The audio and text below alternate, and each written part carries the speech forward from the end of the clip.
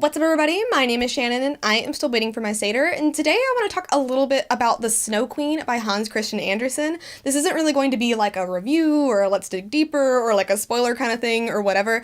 It just kind of gave me some things to think about, and I'm gonna go ahead and tell you, it made me think about Star Wars, so that's what we're here to talk about. So if you haven't read the original Snow Queen by Hans Christian Andersen, it's a collection of 7 stories that are designed to kind of give you little bits and pieces of things so that you can put it all together to see the whole picture about who the Snow Queen is and like what exactly is going on here. It all starts with a mirror, and when you look inside of it, it magnifies just all of the horrible things in the world, and it makes it to the point where that's all you can see, and all of the good things just seem to completely fade away. Like all you can see is the bad. And this mirror shatters, and its shards like rain down on the world. There are bits and pieces just kind of scattered everywhere. Depending on the size of the piece is like how bad things could seem whenever you look into it. But one piece manages to land in a young boy's eye, and it turns him into a really cruel person because all he can see is the ugliness in the world, and it makes him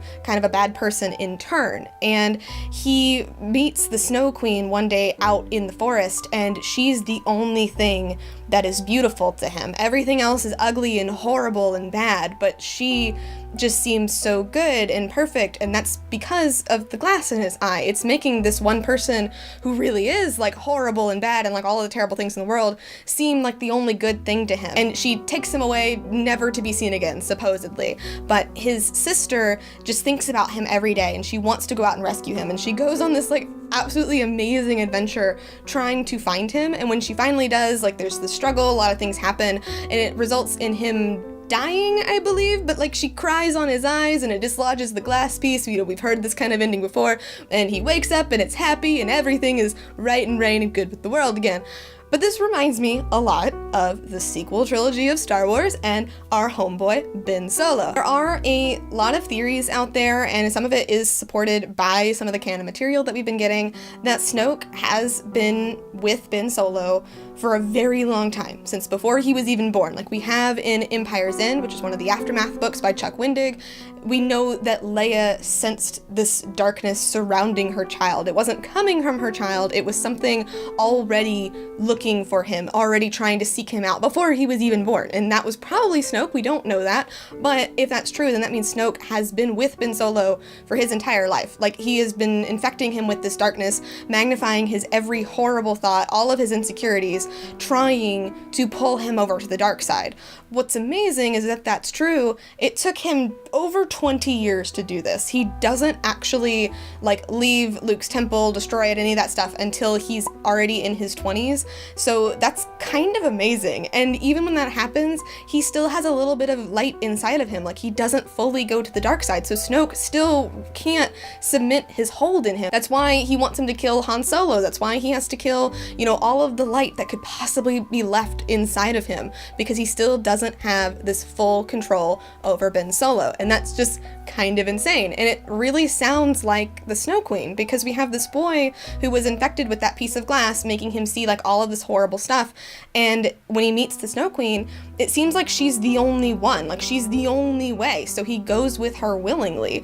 And that to me is very close to what I think happened when Ben Solo fell to the dark side. I personally believe that it might have had something to do with the secret of Darth Vader being his grandfather, like finally coming out. We see that in Bloodline by Claudia Gray.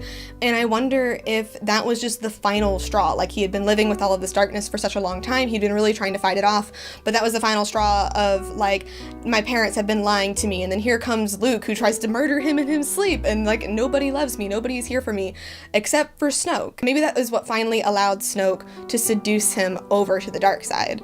But then we have Rey, who is fighting for him. Like she fights for him in The Last Jedi. When she finds out what happens, she makes it her mission to go to him to try to bring him back to the light. She doesn't succeed in The Last Jedi because it's going to be a lot harder than she thinks it is, but it's also very reminiscent of the journey and like all of the adventures that we see in The Snow Queen. And so that makes me wonder if when the story ends, we are going to get this fairy tale ending that a lot of people have been theorizing about, like this Beauty and the Beast tangled type of ending where maybe Ben dies, but she brings him back to life, or the other way around. We see that again with the Snow Queen, with her crying on the little boy's eyes, and it finally clears him up. It dislodges that piece of glass, and finally he's able to see the light and the goodness again. So that's just something that, like, it just seems more and more plausible the more I read, like, this outside media. And we do know from J.J. Abrams that this is heavily inspired by fairy tale. Like, this has a lot of fairy tale influences in it. If you ever read The Art of the Force Awakens, you can see all of the drawings of castles and how he was a prince and Leia almost had a castle and, like, all of this kind of stuff. The fairy tale imagery is there, and J.J. Abrams is back at the helm for episode 9. So it just seems more and more plausible that it's a fairy tale ending that we're going to be getting. We're gonna be getting that redemption. We're gonna have that fairy tale happily ever after. It might not be quite like that because it is a bit of a different story, but it just seems more and more likely the more I read other things, the more that I read other metas and all of that kind of stuff. So it's very interesting. If you haven't read The Snow Queen, I do suggest that you do. I listened to it on audiobook. It's only about an hour, so it's a really easy read, and it's just interesting. It gives you a lot of things to think about. It's not a story that you see too often. I mean, we do have Frozen. Frozen is very different from the Snow Queen. It's almost unrecognizable. They're really not the same at all. So it's pretty interesting. Highly recommend that you check that out. And, you know, Ben Solo feels. I'm always here for him. I'm always over on Twitter with all of them. So, you know, come say hi if you ever want to. But thank you guys so much for watching this video. If you liked it, be sure to hit that like button down below. And don't forget to subscribe so you can talk books with me every week. That is everything I got for today. And I'll see you guys next time.